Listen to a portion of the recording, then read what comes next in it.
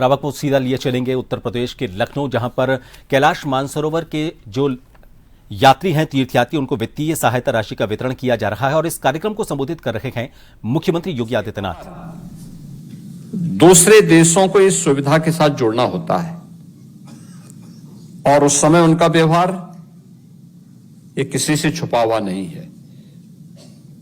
जैसे तैसे वो यात्रा वहां पर श्रद्धालु जलों के द्वारा संपन्न होती है, लेकिन फिर भी हम लोग उसके साथ जुड़ते हैं, क्योंकि उस असुविधा में भी हमारी आस्था भारी पड़ती है और आस्था के कारण हम सभी लोग जाकर के देवादिदेव महादेव का दर्शन करते हैं। डबल इंजन की सरकार का पूरा फोकस है इस बात को लेकर के कि हम लोग इस क्षेत्र में जो संभावनाएं हैं उन संभावनाओं को तेजी के साथ आगे बढ़ा सकें और उन संभावनाओं के माध्यम से प्रदेश के विकास और इसके माध्यम से नए रोजगार के अवसर भी उपलब्ध करवा सकें। ऐसा नहीं, आज के दिन पे तो उत्तर प्रदेश में लखनऊ में भी, अयोध्या में भी, काशी में भी,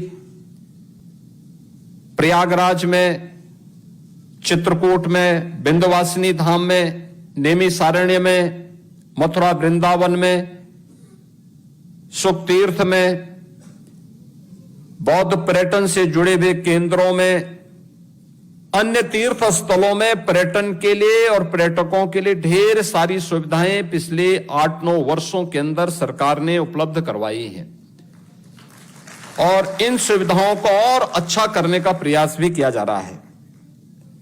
जो बात यहां मेरे सामने अभी कही गई कि मेडिकल की सुविधा और अन्य सुविधाओं के लिए वहां पे अभी भी परेशानी होती है, हम लोग प्रयास करेंगे। आप अपना पत्र रख दीजिएगा, हम लोग प्रयास करेंगे कि हम विदेश मंत्रालय के साथ बातचीत करेंगे और आने वाले समय में गाजियाबाद में ही ये सुविधा उपलब्ध हो सके।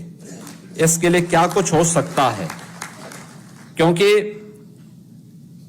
विदेश मंत्रालय ने भी बहुत सारी चीजें बहुत सुविधाजनक बनाई हैं। जैसे पासपोर्ट के लिए पहले केवल दिल्ली में ये सुविधा थी, आज लगभग हर जनपद में पासपोर्ट के कार्यालय बहुत अच्छे और शानदार बन गए हैं। बहुत अच्छी सुविधा वहां हो गई है, बहुत सारी सुविधाएं ऑनलाइन भी उपलब्ध हो रही हैं।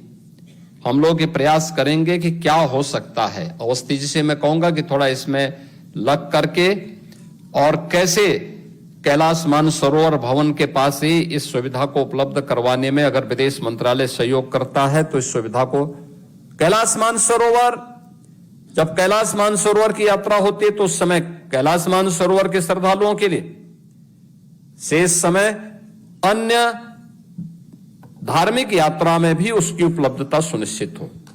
मैंने पर्यटन और संस्कृति विभाग को पहले भी कहा था कि इसका हमें बेहतर उपयोग करना चाहिए, लेकिन उपयोग ही नहीं करना, उसका रखरखाव भी करना है। रखरखाव बेहतर तरीके से हो। अगर कोई चीज बनी है, हमारा दायित्व बनता है कि हम उसको सही देखभाल करें, उसका संरक्षण करने का दायित्व भी हमारा है। यही हमारी कृतज्ञता होती है अपने परंपरा के प्रति, अपने धार्मिक स्थलों के प्रति। कैलाश मानसरोवर की यात्रा में आपको जाने का अवसर प्राप्त हुआ। प्रयास होना चाहिए कि अलग अलग समय में यात्राएं होती हैं। उत्तराखंड में भी 4 धाम हैं, देश के अंदर भी 4 धाम हैं और उत्तर और दक्षिण को जोड़ने के लिए प्रधानमंत्री मोदी जी ने बहुत सारे प्रयास प्रारंभ किए। काशी तमिल संगमम का कार्यक्रम काशी में पिछले 4-5 वर्षों से लगातार चल रहा है। तमिलनाडु और उत्तर प्रदेश को जोड़ने के 2 माध्यम हैं। उत्तर प्रदेश में बाबा विश्वनाथ का धाम है और तमिलनाडु में रामेश्वरम धाम है। हमारा प्रयास होगा आने वाले समय में उत्तर प्रदेश के श्रद्धालु रामेश्वरम की यात्रा में जाएं। उत्तर प्रदेश कि श्रद्धालुओं के लिए रामेश्वरम की यात्रा और सुगम हो सके। रेलवे मंत्रालय के द्वारा उस प्रकार की सुविधाएं उपलब्ध कराई जाती हैं। हम लोग उसके साथ भी बातचीत करके प्रयास करेंगे कि काशी से बाबा विश्वनाथ का दर्शन करके गंगा जल लेकर के और यहां से गंगा जल लेकर के अगर रामेश्वरम की यात्रा करने के लिए क्या सुविधा हो सकती है, तो इसको और अच्छे ढंग से रिफाइंड करके इसको आगे बढ़ाने में प्रदेश सरकार को भी इस सुविधा को बढ़ाने में, इस सुविधा को प्रदान करने में मदद मिलेगी। क्योंकि उत्तर से दक्षिण को जोड़ने, एक भारत श्रेष्ठ भारत के निर्माण में इससे और सहायता प्राप्त होगी। मीडिया के माध्यम से प्रचार प्रसार करने का दायित्व है, यह पर्यटन, संस्कृति और धर्मार्थ कार्य विभाग का होना चाहिए। यात्रा के समय हमारे पास उस प्रकार का ऐप मौजूद हो, सोशल मीडिया के माध्यम से, डिजिटल मीडिया के माध्यम से, विजुअल मीडिया और प्रिंट मीडिया के माध्यम से इस प्रकार का प्रचार प्रसार हमें व्यापक रूप से करना चाहिए।